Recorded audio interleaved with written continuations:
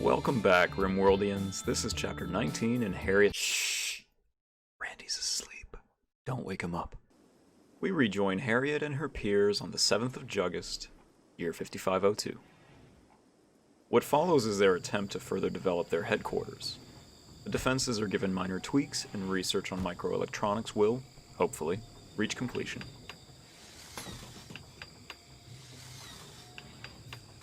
The following day, with the additional defense sorted, Lyons takes it upon himself to homogenize the walls in the residence.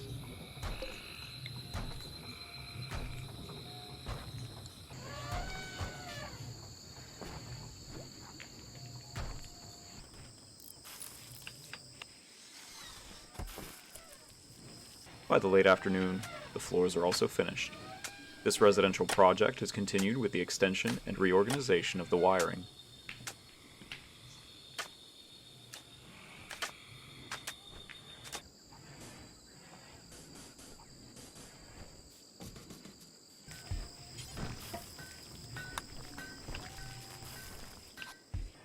Ultimately, this undertaking is wrapped up in the afternoon of the 9th. Thought can now be given to what should be done next. When microelectronics are attained, a new room will need to be allocated for the orbital trade beacon. The interior of the existing outer wall is becoming cramped, so base expansion will once again be on the docket. There are numerous marshes that are zoned off due to their inability to support stone walls. The West Riverside Pond is subsequently surrounded with a defensive layer.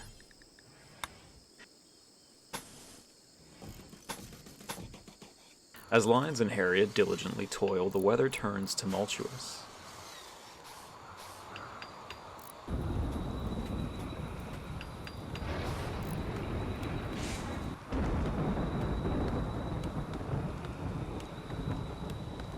On the morning of the 10th, as the western defensive layer is concluded, the floor plan to the orbital trade stockpile is pressed into the empty rooms below the freezer.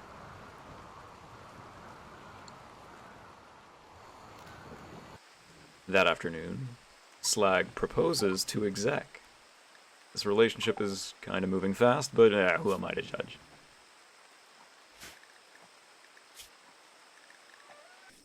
During the morning of the 11th, the outer wall is extended and the intersecting walls can be deconstructed safely.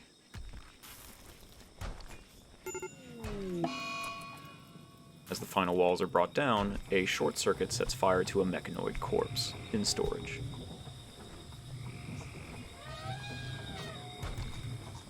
Development efforts are paused on the 12th of August to give Pixie's Dynasty the opportunity to resow their crops. Food at Arc Spanning Salon is running uncomfortably low. There is a corn crop ready for harvest, but its yield is not totally mature yet.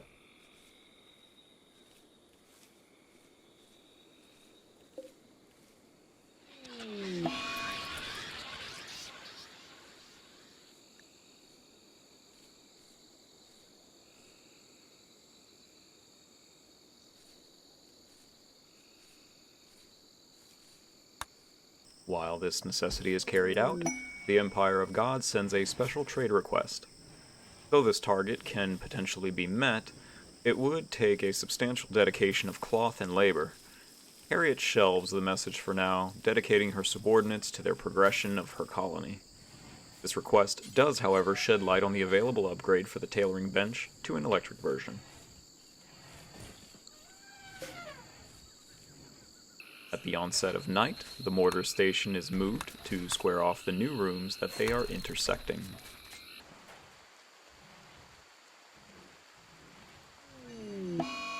This rework is concluded by the following afternoon as Slag goes on a food binge and Exec feels the twinge of a shooting frenzy, daring any enemies to cross him this day.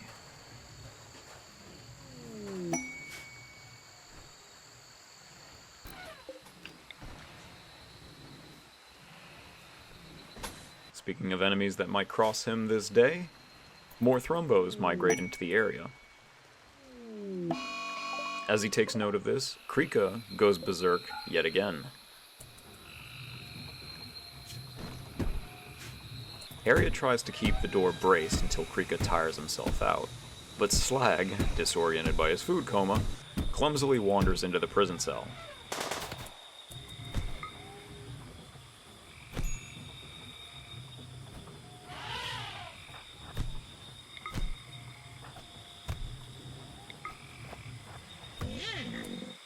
Unfortunately, the animals heard the commotion and came to aid. Siza ends up skewering off Wolf's right leg. Consideration is now taken as to whether or not Krika is still worth converting. The facts of the matter remain. He has some of the best traits on the planet, a couple useful passions, a complete set of capabilities, and a clean health tab, disregarding his fresh amputation. Also, what could be more glorious than converting the faction founder of one's enemies? He will simply be given a prosthesis for the meantime. His fast walker trait should offset his new disadvantage to some degree.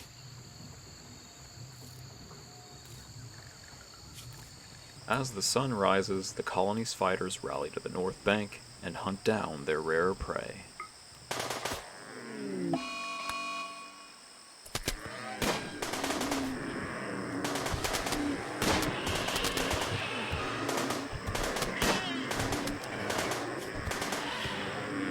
Siza is dismissed after the first kill due to his injuries to be tended to by Slag, who remained in the base.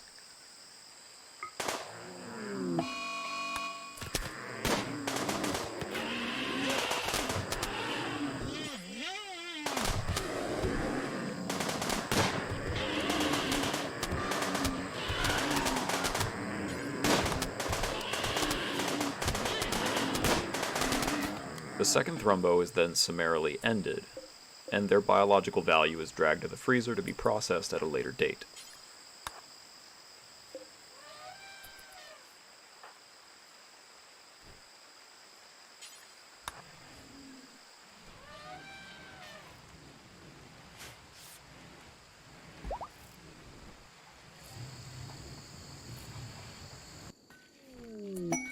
On the last day of this quadrum, another quest is offered, but again it will be put aside due to Harriet's desire to focus her workforce on improving their structural integrity.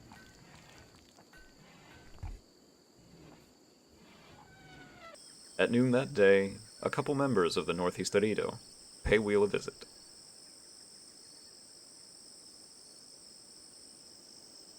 He buys a medicine pack off them and welcomes their continued stay.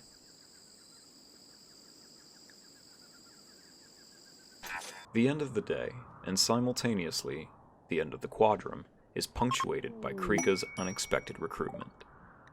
Despite assailing the colony, losing his sons, beating his cellmate, and having his leg destroyed, Krika has been convinced by Wheel that Harriet's settlement is not his enemy. Despite all of his aggression and his continual burden on the colony's resources, they are not his opponents and would value his membership.